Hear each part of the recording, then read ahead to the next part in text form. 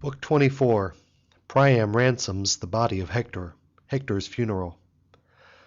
The assembly now broke up, and the people went their ways, each to his own ship.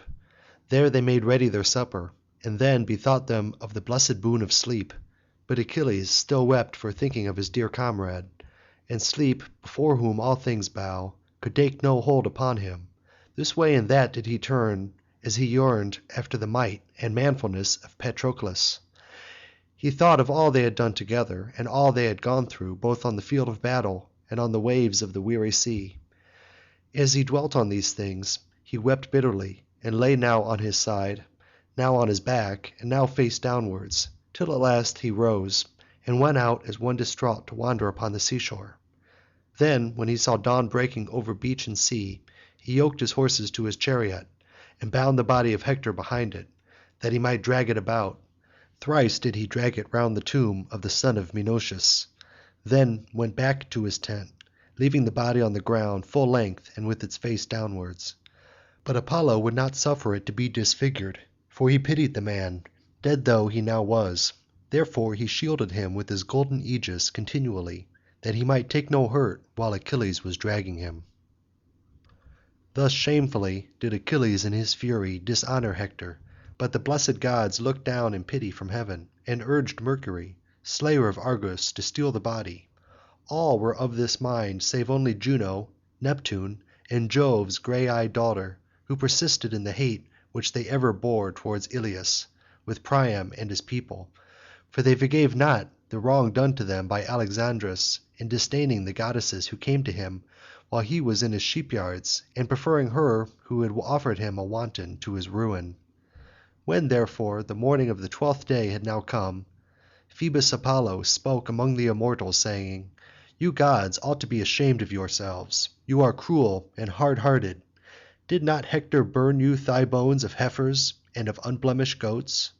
And now dare you not rescue even his dead body for his wife to look upon, with his mother and child, his father Priam and his people, who would forthwith commit him to the flames and give him his due funeral rites? So, then, you would all be on the side of mad Achilles, who knows neither right nor ruth. He is like some savage lion that in the pride of his great strength and daring springs upon men's flocks and gorges on them. Even so has Achilles flung aside all pity, and all that conscience which once so greatly banes yet greatly boons him that will heed it. Man may lose one far dearer than Achilles is lost, a son it may be, or a brother born from his own mother's womb. Yet when he has mourned him and wept over him, he will let him bide, for it takes much sorrow to kill a man, whereas Achilles, now that he has slain noble Hector, drags him behind his chariot round the tomb of his comrade. It would be better of him and for him that he should not do so, for brave though he be, we gods may take it ill that he should vent his fury upon dead clay." Juno spoke up in a rage. "This were well," she cried, "O lord of the silver bow, if you would give like honour to Hector and to Achilles. But Hector was mortal and suckled at a woman's breast, whereas Achilles is the offspring of a goddess, whom I myself reared and brought up. I married her to Peleus, who is above measure dear to the immortals. You gods came all of you to her wedding. You feasted along with them yourselves, and brought your lyre, false, and fond of low company, that you have ever been." Then said Jove, "Juno, be not so bitter. Their honour shall not be equal. But of all that dwell in Ilius, Hector was dearest to the gods, as also to myself, for his offerings never failed me. Never was my altar stinted of his dues, nor of the drink offerings and savour of sacrifice which we claim of right. I shall therefore permit the body of mighty Hector to be stolen, and yet this may hardly be without Achilles coming to know it, for his mother keeps night and day beside him. Let some one of you, therefore, send Thetis to me, and I will impart my counsel to her, namely, that Achilles is to accept a ransom for Priam and to give up the body." On this Iris, fleet as the wind, went forth to carry his message. Down she plunged into the dark sea, midway between Samos and rocky Imbrus. The waters hissed as they closed over her, and she sank into the bottom as the lead at the end of an ox horn that is sped to carry death to fishes. She found Thetis sitting in a great cave with the other sea goddesses gathered round her. There she sat in the midst of them, weeping for her noble son, who was to fall far from his own land on the rich plains of Troy. Iris went up to her and said, "Rise, Thetis. Jove, whose counsels fail not, bids you to come to him." And Thetis answered, "Why does the mighty god so bid me? I am in great grief, and shrink from going in and out among the immortals. Still I will go, and the word that he may speak shall not be spoken in vain." The goddess took her dark veil, than which there can be no robe more sombre, and went forth with fleet Iris, leading the way before her. The waves of the sea opened them a path, and when they reached the shore they flew up into the heavens, where they found the all-seeing son of Saturn with the blessed gods that live for ever assembled near him. Minerva gave up her seat to her, and she sat down by the side of her father Jove. Juno then placed a fair cup in her hand, and spoke to her in words of comfort, whereon Thetis drank and gave her back the cup, and the sire of the gods and men was the first to speak. "So, goddess," said he, "for all your sorrow, and the grief that I know reigns ever in your heart, you have come hither to Olympus, and I will tell you why I have sent for you. This 9 days past the immortals have been quarrelling about Achilles, waster of cities, and the body of Hector. The gods would have Mercury, slayer of Argus, steal the body, but in furtherance of our peace and amity henceforward, I shall concede such honour to your son as I will now tell you. Go then to the host, and lay these commands upon him. Say that the gods are angry with him, and that I am myself more angry than them all, and that he keeps Hector at the ships and will not give him up. He may thus fear me and let the body go. At the same time I will send Iris to great Priam to bid him to go to the ships of the Achaeans and ransom his son, taking with him such gifts for Achilles as may give him satisfaction." Silver-footed Thetis did as the god had told her, and forthwith down she darted from the topmost summits of Olympus. She went to her son's tents, where she found him grieving bitterly, while his trusty comrades round him were busy preparing their morning meal, for which they had killed a great woolly sheep. His mother sat down beside him, and caressed him with her hand, saying, "My son, how long will you keep on thus grieving and making moan? You are gnawing at your own heart, and think neither of food nor of women's embraces. And yet these too were well, for you have no long time to live, and death with the strong hand of fate are already close beside you. Now therefore heed what I say, for I come as a messenger from Jove.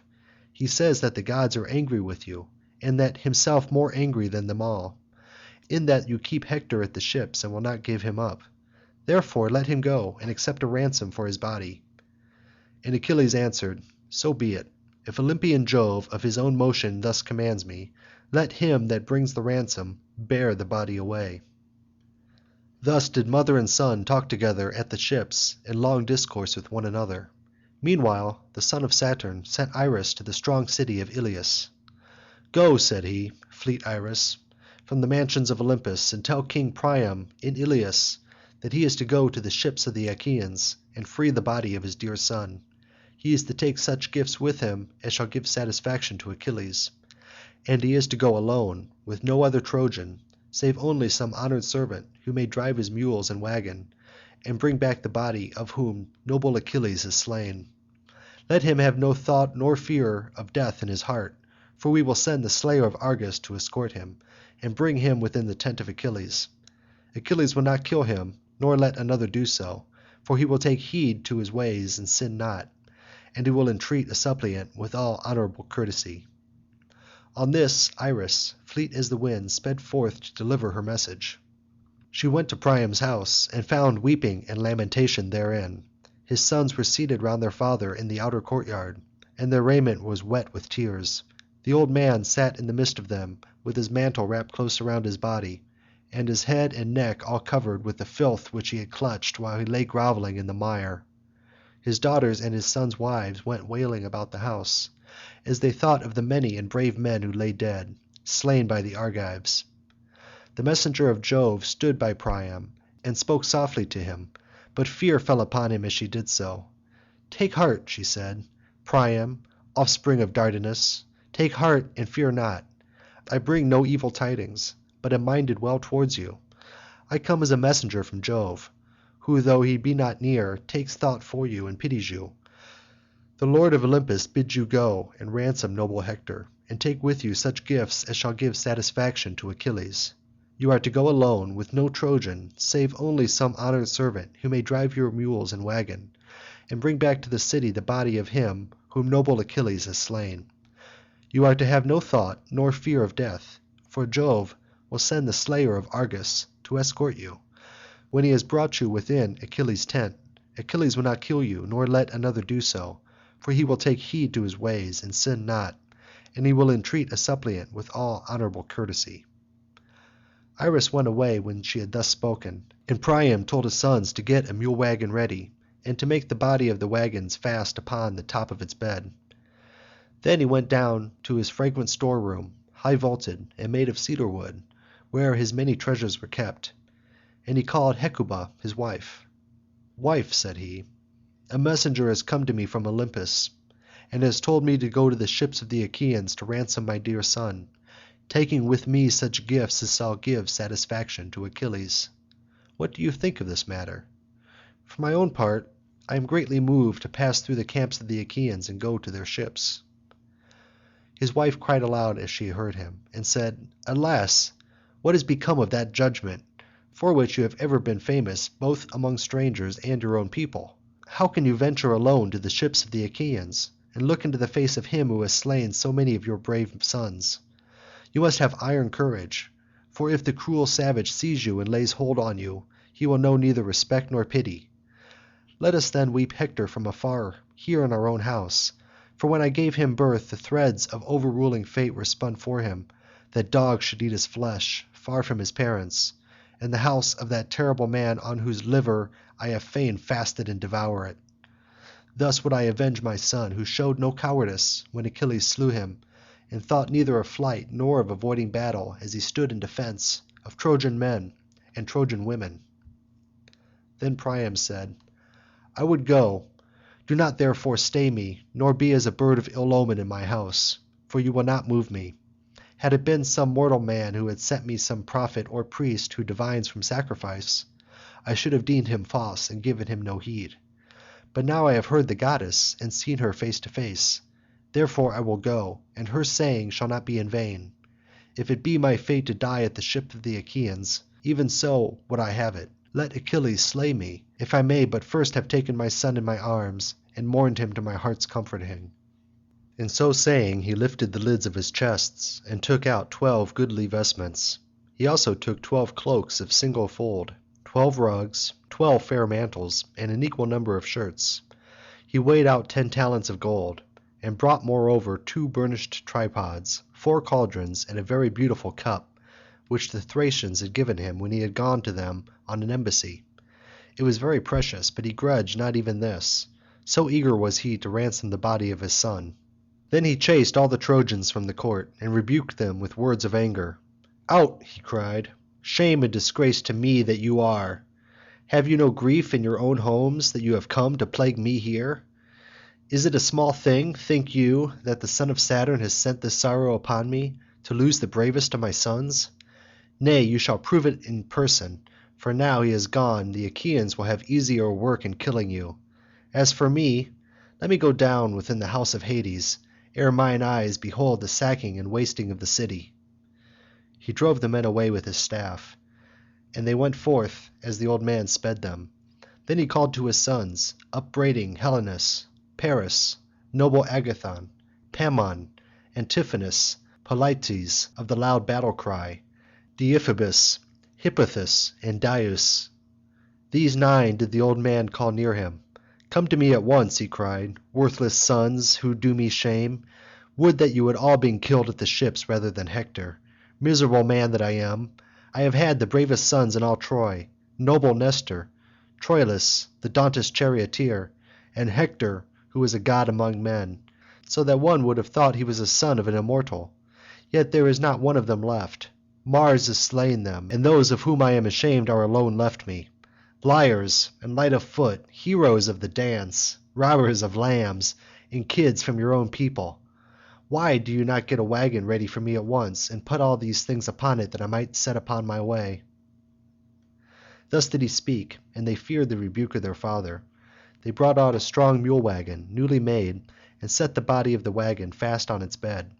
They took the mule yoke from the peg on which it hung, a yoke of boxwood with a knob on the top of it, and rings for the reins to go through. Then they brought a yoke band 11 cubits long to bind the yoke to the pole. They bound it on the far end of the pole, and put the ring over the upright pin, making it fast with 3 turns on the band on either side of the knob, and bending the thong on the yoke behind it. This done, they brought from the store chamber the rich ransom which was to purchase the body of Hector, and they set it all orderly on the wagons. Then they yoked the strong harness mules which the Mysians had on a time given as a goodly present to Priam. But for Priam himself they yoked horses which the old king had bred, and kept for his own use. Thus heedfully did Priam and his servants see to the yoking of their cars at the palace. Then Hecuba came to them all, sorrowful, with a golden goblet of wine in her right hand, that they might make a drink offering before they set out. She stood in front of the horses and said, "Take this, make a drink offering to Father Jove, and since you are minded to go to the ships, in spite of me, pray that you may come safely back from the hands of your enemies. Pray to the son of Saturn, lord of the whirlwind, who sits on Ida, and looks down over all Troy. Pray him to send a swift messenger on your right hand, the bird of omen which is strongest and most dear to him of all birds, that you may see it with your own eyes, and trust it as you go forth to the ships of the Danaans. If all-seeing Jove will not send you this messenger, however set upon it you may be, I would not have you go to the ships of the Argives." And Priam answered, "Wife, I will do as you desire me. It is well to lift hands in prayer to Jove, if so be he may have mercy upon me." With this the old man bade the serving woman pour pure water over his hands, and the woman came bearing the water in a bowl.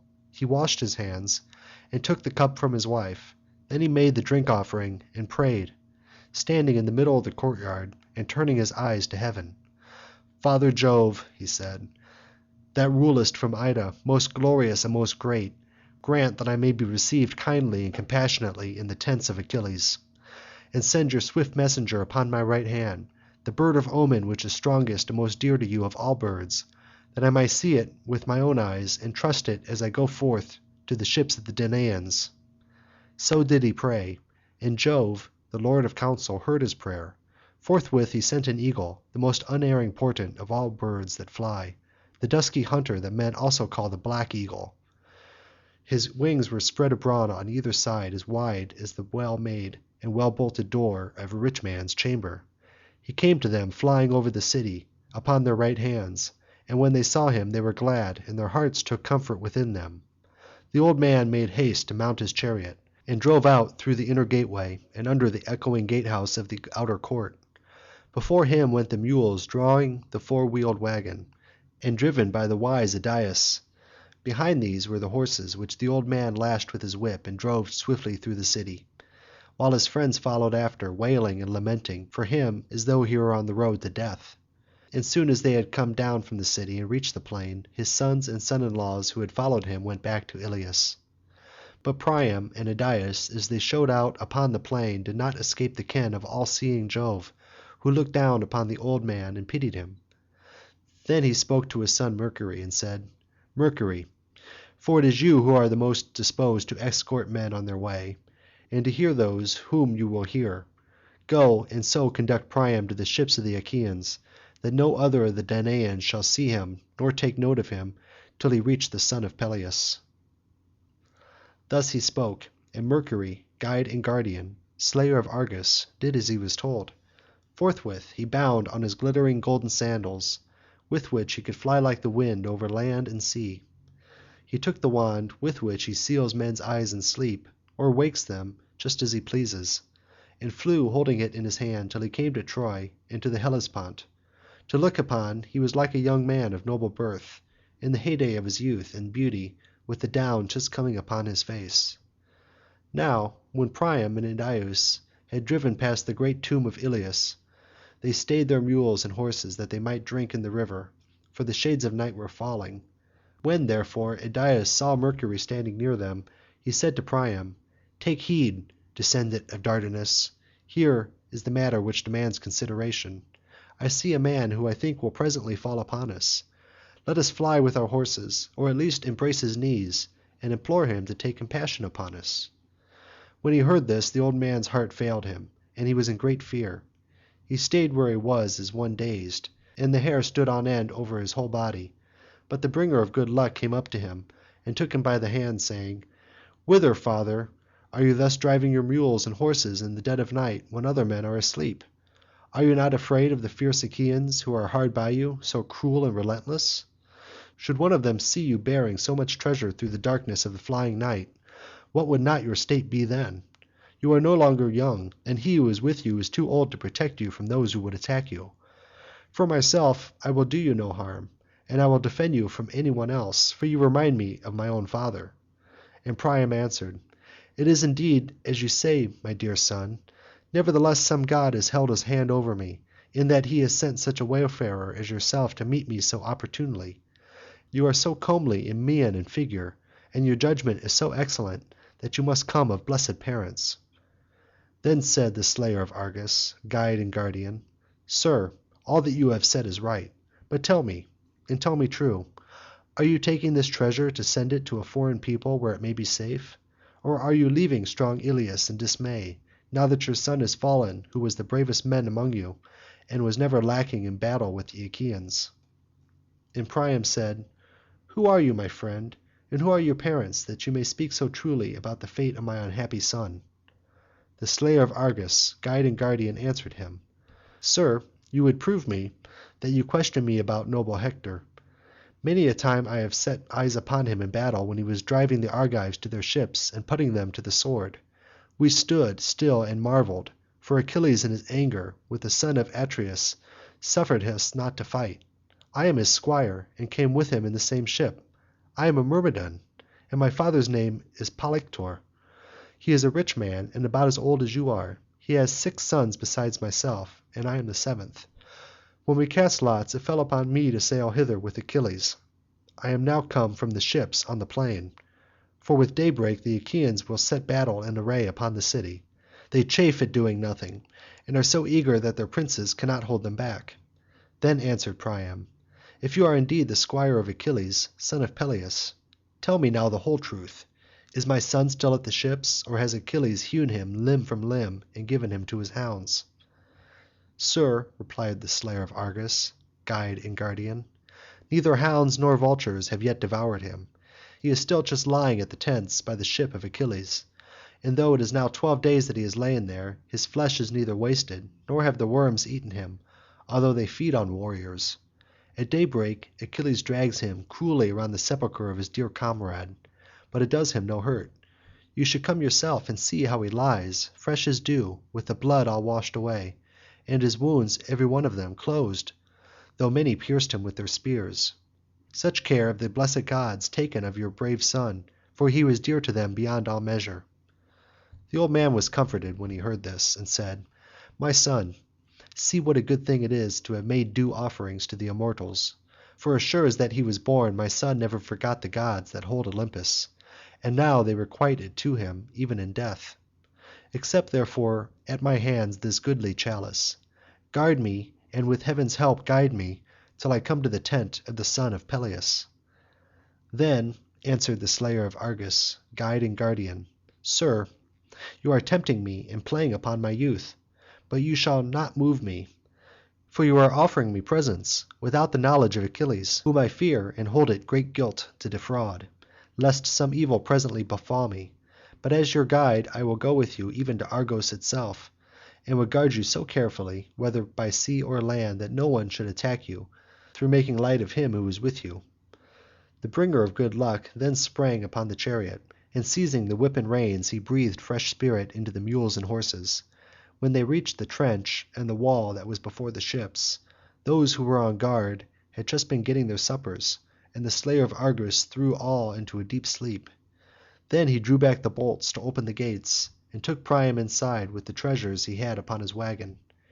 Ere long they came to the lofty dwelling of the son of Peleus, for which the Myrmidons had cut pine, and which they had built for their king. When they had built it they thatched it with the coarse tussock grass which they had mown out on the plain, and all round it they made a large courtyard which was fenced with stakes set close together. The gate was barred with a single bolt of pine, which it took 3 men to force into its place, and 3 to draw it back so as to open the gate, but Achilles could draw it back by himself. Mercury opened the gate for the old man, and brought in the treasure that he was taking with him for the son of Peleus. Then he sprang from the chariot on to the ground and said, "Sir, it is I, immortal Mercury, that am come with you, for my father sent me to escort you. I will leave you now, and will not enter into the presence of Achilles, for it might anger him that a god should befriend mortal men thus openly. Go you within, and embrace the knees of the son of Peleus. Beseech him by his father, his lovely mother, and his son. Thus you may move him." With these words Mercury went back on high Olympus. Priam sprang from the chariot to the ground, and leaving Idaeus where he was, in charge of the mules and horses, the old man went straight into the house where Achilles, loved of the gods, was sitting. There he found him with his men seated at a distance from him. Only 2, the hero Automedon and Alcimus of the wastes of Mars, were busy in attendance about his person, for he had but just been done eating and drinking, and the table was still there. King Priam entered without their seeing him, and going right up to Achilles he grasped his knees, and kissed the dread murderous hands that had slain so many of his sons. And when some cruel spite has befallen a man, that he should have killed some one in his own country, and must fly to a great man's protection in a land of strangers, and all marvel who see him, even so did Achilles marvel as he beheld Priam. The others looked one to another and marvelled also, but Priam besought Achilles, saying, "Think of your father, O Achilles, like unto the gods, who is, even as I am, on the sad threshold of old age. It may be that those who dwell near him harass him, and there is none to keep war and ruin from him. Yet when he hears of you being still alive he is glad, and his days are full of hope that he shall see his dear son come to him from Troy. But I, wretched man that I am, had the bravest in all Troy for my sons, and there is not one of them left. I had 50 sons when the Achaeans came here. 19 of them were from a single womb, and the others were born to me by the women of my household. The greater part of them has fierce Mars laid low, and Hector, him who was alone left, him who was the guardian of the city and ourselves, him have you lately slain. Therefore I am now come to the ships of the Achaeans to ransom his body from you with a great ransom. Fear, O Achilles, the wrath of heaven. Think on your father, and have compassion upon me, who am the more pitiable, for I have steeled myself as no man has ever steeled himself before me, and have raised to my lips the hand of him who slew my son." Thus spoke Priam, and the heart of Achilles yearned as he bethought him of his father. He took the old man's hand and moved him gently away. The 2 wept bitterly, Priam as he lay at Achilles' feet weeping for Hector, and Achilles now for his father, and now for Patroclus, till the house was filled with their lamentation. But when Achilles was now sated with grief and had unburthened the bitterness of his sorrow, he left his seat and raised the old man by the hand, in pity for his white hair and beard. Then he said, "Unhappy man, you have indeed been greatly daring. How could you venture to come alone to the ships of the Achaeans and enter the presence of him who has slain so many of your brave sons? You must have iron courage. Sit now upon this seat, and for all our grief we shall hide our sorrows in our hearts, for weeping will not avail us. The immortals know no care, yet the lot they spin for men is full of sorrows. On the floor of Jove's palace there stand 2 urns, the one filled with evil gifts, the other with good ones. He for whom Jove, the lord of thunder, mixes the gifts he sends will now meet with good and now with evil fortune. But he to whom Jove sends none but evil gifts will be pointed at by the finger of scorn, and the hand of famine will pursue him to the ends of the earth, and he will go up and down the face of the earth, respected neither by gods nor men. Even so did it befall Peleus. The gods endowed him with all good things from his birth upwards, for he reigned over the Myrmidons, excelling all men in prosperity and wealth, and mortal though he was they gave him a goddess for his bride. But even on him too did heaven send misfortune, for there was no race of royal children born to him in his house, save one son who is doomed to die all untimely. Nor may I take care of him now that he is growing old, for I must stay here at Troy to be the bane of you and your children. And you too, O Priam, I have heard that you were aforetime happy. They say that in wealth and plenitude of offspring you surpassed all that is in Lesbos, the realm of Macar to the northward, Phrygia that is more inland, and those that dwell upon the great Hellespont. But from the day when the dwellers in heaven sent this evil upon you, war and slaughter have been about your city continually. Bear up against it, and let there be some intervals in your sorrow. Mourn as you may for your brave son, you will take nothing by it. You cannot raise him from the dead. Ere you do so, yet another sorrow should befall you." And Priam answered, "O king, bid me not be seated, while Hector is still lying uncared for in your tents, but accept the great ransom which I have brought you, and give him to me at once that I may look upon him. May you prosper with the ransom and reach your own land in safety, seeing that you have suffered me to live and to look upon the light of the sun." Achilles looked at him sternly and said, "Vex me, sir, no longer. I am myself minded to give up the body of Hector. My mother, daughter of the old man of the sea, came to me from Jove to bid me deliver it to you. Moreover, I know well, O Priam, and you cannot hide it, that some god has brought you to the ships of the Achaeans, for else no man, strong and in his prime, would dare to come to our host. He can neither pass our guard unseen, nor draw the bolt of my gates thus easily. Therefore provoke me no further, lest I sin against the word of Jove, and suffer you not, suppliant though you are, within my tents." The old man feared him and obeyed. Then the son of Peleus sprang like a lion through the door of his house.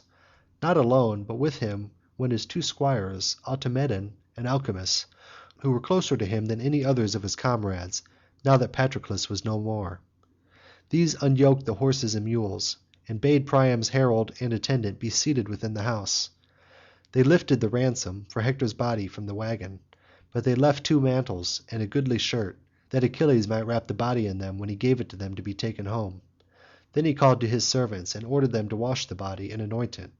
But he first took it to a place where Priam would not see it, lest if he did he should break out in the bitterness of his grief and enrage Achilles, who might kill him and sin against the word of Jove. When the servants had washed the body and anointed it, and had wrapped it in the fair shirt and mantle, Achilles himself lifted it on to the bier, and he and his men then laid it on the wagon. He cried aloud as he did so, and called on the name of his dear comrade. "Be not angry with me, Patroclus," he said, "if you hear even in the house of Hades that I have given Hector to his father for the ransom. It has been no unworthy one, and I shall share it equitably with you." Achilles then went back into the tent and took his place on the richly inlaid seat from which he had risen, by the wall which was at right angles to the one against Priam was sitting. "Sir," he said, "your son is now laid upon his bier, and is ransomed according to desire. You shall look upon him when you take him away at daybreak. For the present let us prepare our supper."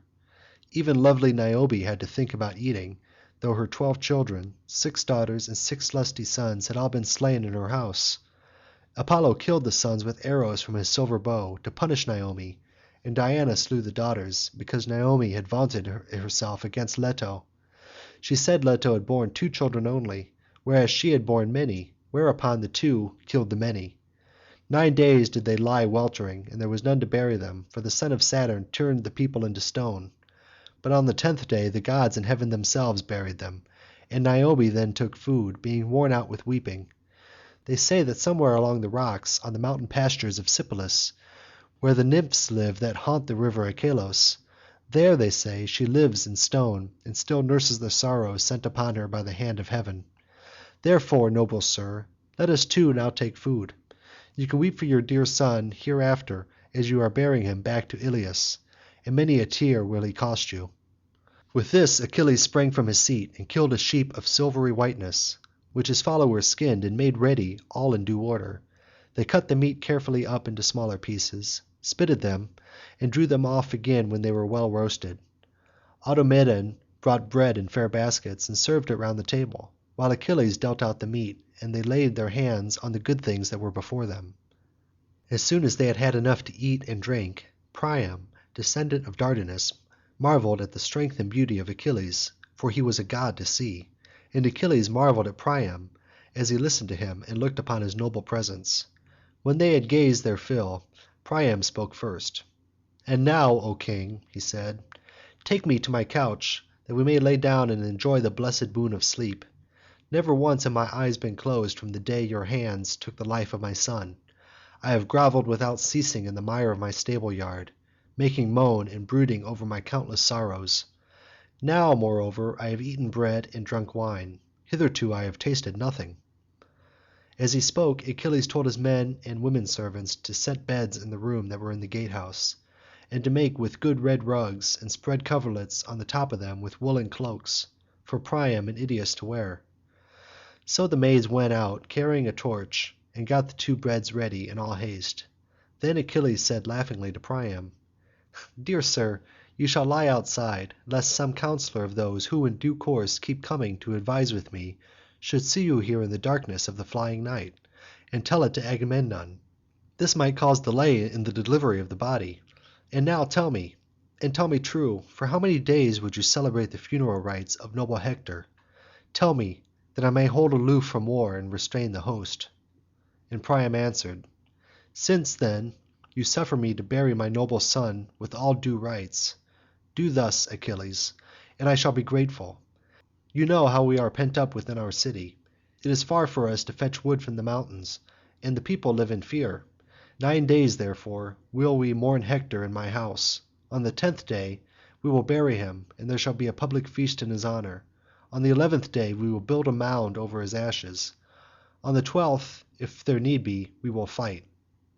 And Achilles answered, "All, King Priam, shall be as you have said. I will stay our fighting for as long time as you have named." And as he spoke he laid his hands on the old man's right wrist, in token that he should have no fear. Thus then did Priam and his attendants sleep there in the forecourt, full of thought, while Achilles lay in the inner room of the house, with fair Briseis by his side. And now both gods and mortals were fast asleep through the livelong night, but upon Mercury alone, the bringer of good luck, sleep could take no hold, for he was thinking all the time how to get King Priam away from the ships without his being seen by the strong force of sentinels. He hovered, therefore, over Priam's head and said, "Sir, now that Achilles has spared your life, you seem to have no fear about sleeping in the thick of your foes. You have paid a great ransom, and you have received the body of your son. Were you still alive and a prisoner, the sons whom you have left at home would have to give 3 times as much to free you, and so it would be if Agamemnon and the other Achaeans were to know of your being here." When he heard this, the old man was afraid, and roused his servant. Mercury then yoked their horses and mules, and drove them quickly through the host so that no man perceived them. When they came to the ford of eddying Xanthus, begotten of immortal Jove, Mercury went back to high Olympus, and dawn in robe of saffron began to break all over the land. Priam and Idaeus then drove on towards the city, lamenting and making moan, and the mules drew the body of Hector. No one, neither man nor woman, saw them, till Cassandra, fair as golden Venus, standing on Pergamus, caught sight of her dear father in his chariot, and his servant that was the city's heralds with him. Then she saw him that was lying upon the bier, drawn by the mules, and with a loud cry she went about the city, saying, "Come hither, Trojans, man and woman, and look upon Hector. If ever you rejoiced to see him coming from battle when he was alive, look now on him that was the glory of our city and all of our people." At this there was not a man nor woman left in the city, so great a sorrow had possessed them. Hard by the gates they met Priam as he was bringing in the body. Hector's wife and his mother were the first to mourn him. They flew towards the wagon and laid their hands upon his head, while the crowd stood weeping round them. They would have stayed before the gates weeping and lamenting the livelong day to the going down of the sun, had not Priam spoke to them from the chariot and said, "Make way for the mules to pass you. Afterwards, when I have taken the body home, you shall have your fill of weeping." At this the people stood asunder and made a way for the wagon. When they had borne the body within the house they laid it upon a bed, and seated minstrels round it to lead the dirge, whereon the women joined in the sad music of their lament. Foremost among them all Andromache led their wailing as she clasped the head of mighty Hector in her embrace. "Husband," she cried, "you have died young, and leave me in the house a widow. He of whom we are the ill-starred parents is still a mere child, and I fear that he may not reach manhood. Ere he can do so our city will be razed and overthrown, for you who watched over it are no more, you who were its saviour, the guardian of our wives and children. Our women will be carried away captives to the ships, and I among them, while you, my child, who will be with me will be put to some unseemly tasks. working for a cruel master. Or, maybe, some Achaean will hurl you, O miserable death, from our walls, to avenge some brother, or son, or father whom Hector slew. Many of them have indeed bitten the dust at his hands, for your father's hand in battle was no light one. Therefore do the people mourn him. You have left, O Hector, sorrow unutterable to your parents, and my own grief is greatest of all, for you did not stretch forth your arms and embrace me as you lay dying, nor say to me any words that might have lived with me in my tears night and day for evermore."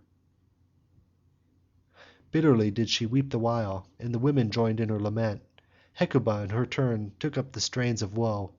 "Hector," she cried, "dearest to me of all my children, so long as you were alive the gods loved you well, and even in death they have not been utterly unmindful of you. For when Achilles took other of my sons he would sell them beyond the seas, to Samos, Imbros, or to rugged Lemnos. And when he had slain you too with his sword, many a time did he drag you round the sepulchre of his comrade, though this could not give him life. Yet here you lie all fresh as dew, and comely as one whom Apollo has slain with his painless shafts."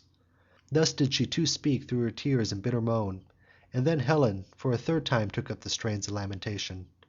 "Hector," said she, "dearest of all my brothers-in-law, for I am the wife to Alexandrus, who brought me hither to Troy, would that I had died ere that he did so. 20 years are come and gone since I left my home and come over the seas, but I have never heard one word of insult or unkindness from you. When another would chide me, as it might be one of your brothers or sisters, or of your brothers' wives, or my mother-in-law, for Priam was as kind to me as though he were my own father, you would rebuke them and check them with words and gentleness and good will. Therefore my tears flow both for you and for my unhappy self, for there was no one else in Troy who was kind to me, but all shrink and shudder as they go by me." She wept as she spoke, and the vast crowd that was gathered round her joined in her lament. Then King Priam spoke to them, saying, "Bring wood, O Trojans, to the city, and fear no cunning ambush of the Argives. For Achilles, when he dismissed me from the ships, gave me his word that they should not attack us until the morning of the 12th day." Forthwith they yoked their oxen and mules and gathered together before the city. 9 days long did they bring in great heaps of wood, and on the morning of the 10th day with many tears they took brave Hector forth, laid his dead body upon the summit of the pile, and set the fire thereto. Then, when the child of morning, rosy-fingered Dawn, appeared on the 11th day, the people then assembled round the pyre of mighty Hector. When they were got together, they first quenched the fire with wine wherever it was burning, and then his brothers and his comrades with many a bitter tear gathered his white bones, and wrapped them in soft robes of purple, and laid them in a golden urn, which they placed in a grave, and covered with large stones set close together. They then built a barrow hurriedly over it, keeping guard on every side, lest the Achaeans should attack them before they had finished. When they had heaped up the barrow, they went back into the city, and being well assembled they held nigh a feast in the house of Priam their king. Thus, then, did they celebrate the funeral of Hector, tamer of horses. End of Book 24. And end of the Iliad by Homer.